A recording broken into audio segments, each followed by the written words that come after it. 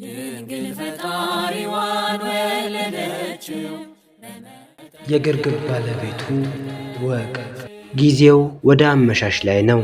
የቤተልሔም ከተማ በእንግዶች ጫጫታ ተሞልታለች። እንግዶቹ በየሰው ቤት ስፍራቸውን ይዘዋል። ይበላሉ፣ ይጠጣሉ፣ ይዘፍናሉ። አንዳንዶቹ በቡድን ሆነው ለሕዝቡ ቆጠራ ስለ ወቅቱ ፖለቲካ ያወራሉ። የቤተልሔም ከተማም እንደዛሬው ሆና አታውቅም። የከተማዋም ሕዝብ እንግዶቹን ለመቀበል ተፍ ይላል። ዘግይተው ወደ ከተማይቱ የገቡት እንግዶች ደግሞ ማረፊያ ስፍራ ፍለጋ በከተማይቱ ውስጥ እየተዘዋወሩ ይጠይቃሉ። የእኔም ቤት በእንግዶች ተሞልቷል። መፈናፈኛ እንኳን የለም። በእንግዶቹ መስተንግዶ እኔም ገረዶቼም ደክመናል። መቼ የሚገኘው ገንዘብ ጠቀም ያለ በመሆኑ እንጂ ሁኔታው ሁሉ አሰልቺ ነበረ።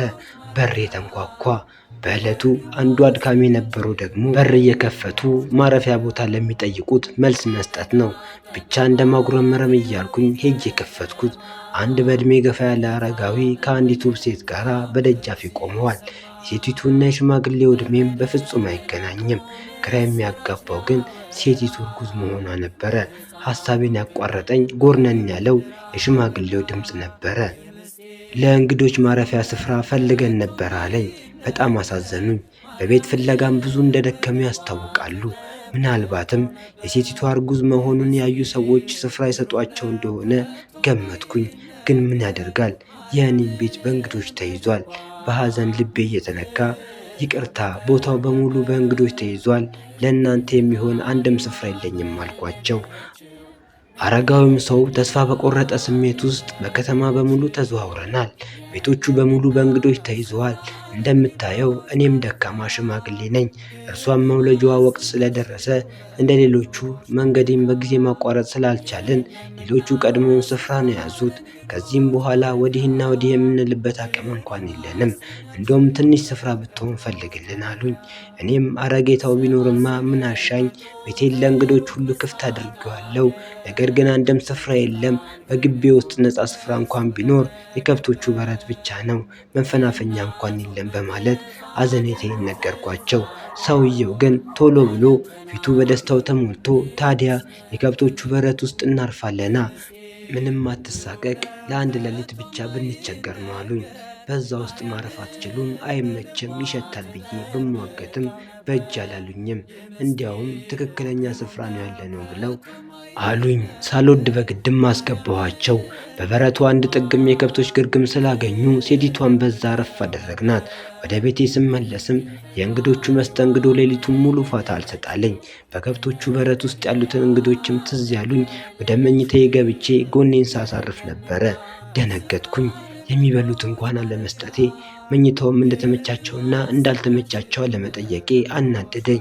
እስቲ ለማንኛውም ማየት ታርጋቸው ብተኛ ይሻላል በማለት የቤቱን ደጃፍ ከፍቼ ወደ ከብቶቹ በረት ላመራ ስል ደንግጬ ባለሁበት ክው ብዬ ቀረው። ግቤ በታላቅ ብርሃን ደምቋል። የብርሃኑ ጸዳል ደግሞ የሚያበራው በከብቶቹ በረት ላይ ነው። ምን አይነት ትዕይንት ነው ስል ተገረምኩኝ። ነገር ግን መገረሜን ሳልጨርስ ደጃፉ በኃይል ተንኳኳ። ልቤ ምቱም ጨመረ። በፍርሃትም እየራድኩኝ ሄጄ ስከፍት የበግ ጠባቂ እረኞች ናቸው። የተወለደው የዓለም መድኃኒት እዚህ ነው አሉኝ። አንዱም ከመካከላቸው የዓለም መድኃኒት የሚለውን ቃል አሰላስዬ ሳልጨርስ እረኞቹ እየተተለተሉ ወደ ከብቶቹ በረት ገቡ። ግራ በመጋባትም ተከተልኳቸው። እረኞቹም ወደ ምድር ተደፍተው ሰገዱ። ምን እያደረጉ ነው? ለማንስ ነው የሚሰግዱት? በማለት ቀና ብዬ ሳይ ለካ ሴቲቱ ወልዷ ኖሯል። ደስ የሚል ወንድ ልጅ ታቅፋለች።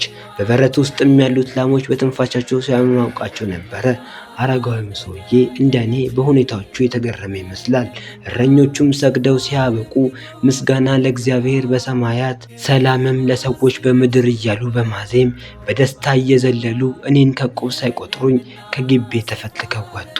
በሁኔታውም ውስጤ ግራ በመጋባት ተፈጥሯል። ሆኖም የግቤን በር ዘግቼ የሆነውን ሁሉ ለእንግዶቼ መንገር አለብኝ በማለት ወደ በሩ ዞር ስል ባየሁት ነገር ደንግጬ እንዴ ብዬ በመደነቅ ጮኩኝ። ከፊት ለፊቴ በራሳቸው ላይ የንጉሥ ዘውድ የደፉ 3 ሰዎች በእጃቸው ስጦታ ይዘው ወደ በረቱ እያመሩ ነበር። ከግቢውም ውጭ የመጡበት ግመሎቻቸው ቆመዋል። የሩቅ ምስራቅ ሰውም ይመስላሉ። ከድንጋጤና ከሐሳቤ ባከንኩትም ከመካከላቸው አንዱ የተወለደው የአይሁድ ንጉሥ ወዴት ነው ሲለኝ ነበር። መልስ ግን አልነበረኝም። ከመካከላቸው አንዱ ወደ ሰማይ ሲያንጋጥጥ እኔም ተከትዬ አንጋጠጥኩኝ። አንዲት ኮከብ በከብቶቹ በረት ላይ ታበራ ነበር። ሲገቡም ሕፃኑን ከእናቱ ጋር አገኙት። ዘውዳቸውንም አውልቀው በምድር ተደፍተውም ሰገዱ። ከያዙትም የስጦታ ዕቃ ውስጥ በየተራ ዕጣን፣ ከርቤና ወርቅ አውጥተው ሰጡት። ደስ ብሏቸውም ፈጣሪያቸውን እያመሰገኑ ወደ መጡበት በግመሎቻቸው ሆነው ነጎዱ።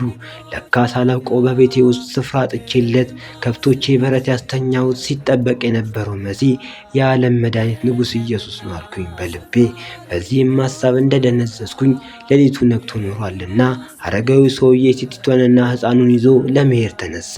እመቤቴ ለዚህ ምሽት መስተንግዶች ፈጣሪ ዋጋሽን ይክፈልሽ አለኝ። እኔም እግራቸውን ስር ወድቄ ለመንኳቸው፣ ዛሬም ብቻ በቤት ያሳልፉ በማለት።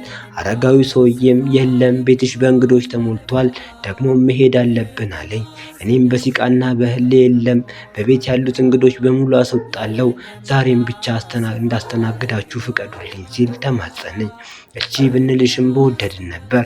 ነገር ግን ለቆጠራው እንግዶች ወጥተው ሰልፍ ሳይበዛብን መፍጠን ስላለብን ነው ብሎኝ ተሰናብቶኝ ወጡ። እኔም ተከትያቸው ሄድኩኝ። የተወሰነ መንገድም ከሸኟቸው በኋላ ሕፃኑን በእናቱ እቅፍ እንዳለ እግሮቹን ሳምኩት። እነርሱም በፍቅር ዓይን እያዩኝ አረጋዊ ሰውዬ እኔ ዮሴፍ እባላለሁ፣ የእርሷ ጠባቂዋ ነኝ፣ እርሷ ማርያም ስትባል ሕፃኑም ኢየሱስ ነው በማለት አስተዋውቆኝ ተሰናብቶኝ ሄዱ። እንባ ከዓይኔ ላይ ኩልል ብሎ ወረደ።